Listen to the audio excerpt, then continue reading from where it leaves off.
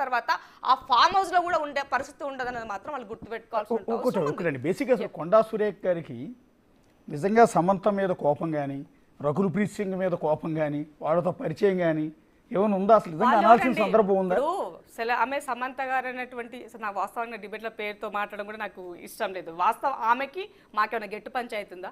కాంగ్రెస్ పార్టీకి మా దగ్గర ఏమైనా మా కార్యకర్త ఆమె కాదు కదా, కొన్ని పక్క పార్టీల కార్యకర్తన కాదు కదా. ఆ అమ్మాయి లైఫ్ తనకు సంబంధించినటువంటి వరకు తను జరిగినటువంటి వాళ్ళు ఏ విధంగా ఈ మధ్య ఫోన్ ట్యాపింగ్ ద్వారా కొన్ని విషయాలు సోషల్ మీడియాలో వచ్చినాయి కాబట్టి ఆ నేపథ్యంలో సురేఖక్క మాట్లాడి ఉండొచ్చు. కానీ ఆమె మాట్లాడిందని తప్పు అనుకొని ఆమె సరిదిద్దుకుంది. తప్పు మీన్స్ అంటే వ్యక్తి పేరు చెప్పకుండా ఉండాలి. వ్యక్తి పేరు చెప్పడం ద్వారా అది మనకి ఇబ్బంది కలిగేటువంటి అంశం. అది ఏ మహిళకి ఇబ్బంది కలిగినా ఇబ్బంది కలిగినట్టే కాబట్టి ఆమె వెనక్కి తీసుకున్నారు. సో ఇక్కడ పదే ప్రతిసారి ఇవాళ నాగార్జున గారి యొక్క ఎన్కన్వెన్షన్ సెంటర్ని కాంగ్రెస్ ప్రభుత్వం పడగొట్టింది కాబట్టి దీన్ని ఎన్క్యాచ్ చేసుకోవడం ఉపయోగించుకోవడం కోసం కేటీఆర్ గారు పూర్తిగా ఈ అవకాశాన్ని వాడినారని మాత్రం చెప్పగలను 100%. ఇప్పుడు ఇక్కడ ఈ జరిగినటువంటి సందర్భంలో అందుకని సెలబ్రిటీలు అనేటువంటి వాళ్ళు మాట్లాడేటప్పుడు కూడా 1కి 4 సార్లు ఆలోచించండి. ఇంతెందుకండి ఎవరో శ్రీరెడ్డి అనేటువంటి అమ్మాయి సినీ ఫీల్డ్లో నాకు అన్యాయం జరుగుతుంది, ఇబ్బంది అవుతున్నది, చాలా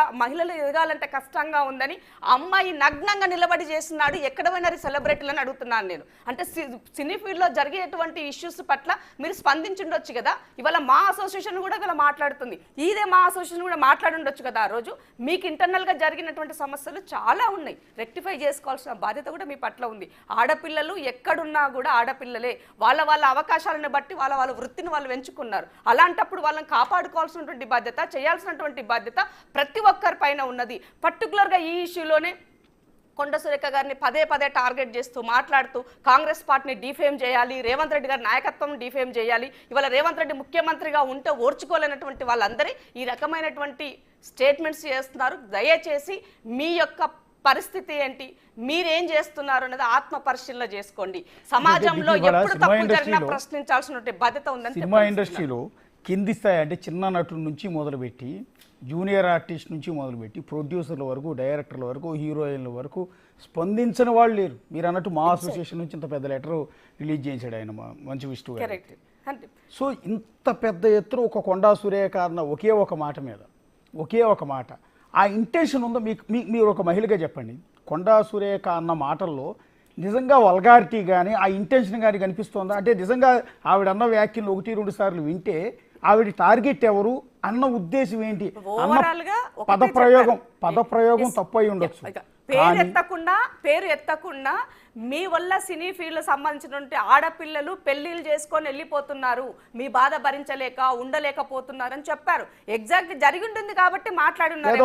ప్రముఖ సినీ జంట విడాకులు తీసుకున్నారు నీ వల్లే అని ఉండుంటే ఇదంతా సమస్య ఉండేది కాదు. పేరు ఎత్తడం ద్వారా ఇవాళ దానిని అవకాశంగా ఎన్కాన్స్ చేసుకుంటున్నారు ఇవాళ కేటీఆర్ గారు తప్ప వేరే ఉద్దేశం లేదు. ఇవాళ నాగార్జున గారికి కానీ, అమల గారికి కానీ, సమంత గారికి కానీ వాళ్ళకి ఎవరికి కూడా మాకు వాళ్ళ పట్ల పార్టీకి కానీ రాష్ట్రంలో ఉన్న వాళ్ళు ఎవరికి కూడా మీ పట్ల ఎలాంటి విద్వేషం లేదు.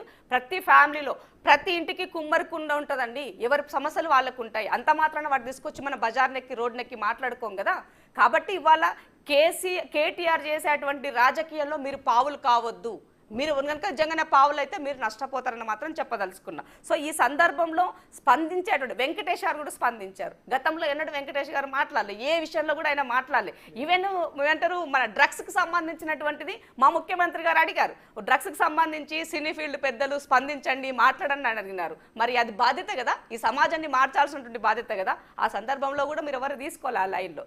బట్ ఏదేమైనప్పటికీ కూడా ఇవాళ ఈ సమాజంలో ఒక మహిళకి అనేది ఒక గౌరవం ఉన్నది, ఆ గౌరవాన్ని కాపాడాల్సిన బాధ్యత ఉన్నది. ముఖ్యంగా తెలంగాణలో మహిళలు, ఆడపిల్లలు, ఆడపడుచులు అంటే ఒక రెస్పెక్టబుల్ పొజిషన్లో ఉంటారు, వాళ్ళని మనం గౌరవించాలని చెప్తారు. సో ఏ విషయాన్ని తీసుకున్నా ఇవాళ మేము లేనిది మీరు లేరు అనేది గుర్తుపెట్టుకోవాల్సిన ఒక మాట. ఇందాక మీరు ఒక ఇంట్రెస్టింగ్ పాయింట్ ఒకటి రైజ్ చేశారు. అదేంటంటే వీళ్ళందరూ ఇవాళ కావాలని ఇంట్రెస్ట్తో రావట్లేదు, కేవలం వీళ్ళ వెనక బీఆర్ఎస్ ఉండి చెప్పిస్తోంది, అట్లా కొండా సురేఖ మీదకి దాడి చేయిస్తోంది అన్నమాట అన్నారు. ఎట్లా అది?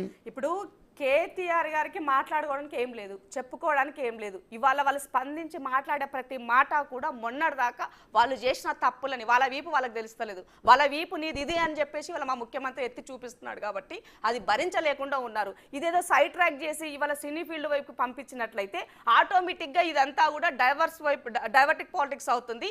ఈ రచ్చ కూడా ఏంది రాష్ట్ర వ్యాప్తంగా కాదు దేశవ్యాప్తంగా కూడా సినీ ఫీల్డ్లో ఉన్నటువంటి సెలబ్రిటీలు కూడా స్పందించడానికి అవకాశం అవుతుంది. ఇట్లా కాంగ్రెస్ పార్టీని బ్లేమ్ చేయొచ్చు, రేవంత్ రెడ్డిని బ్లేమ్ చేయొచ్చు, రాహుల్ గాంధీని బ్లేమ్ చేయొచ్చు అన్నటువంటి ఒక కుట్రపూరితమైనటువంటి దానిలో భాగమే ఇదంతా అని మనం చెప్పాల్సినటువంటి అవసరం ఉందని తెలియజేస్తున్నా.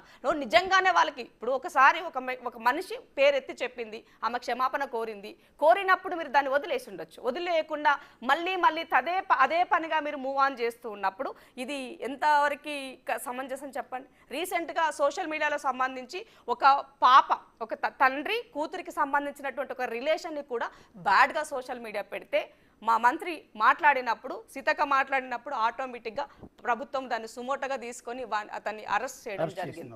వాళ్ళు కూడా అంటే ఐ థింక్ ఐటీ ఫీల్డ్కి సంబంధించి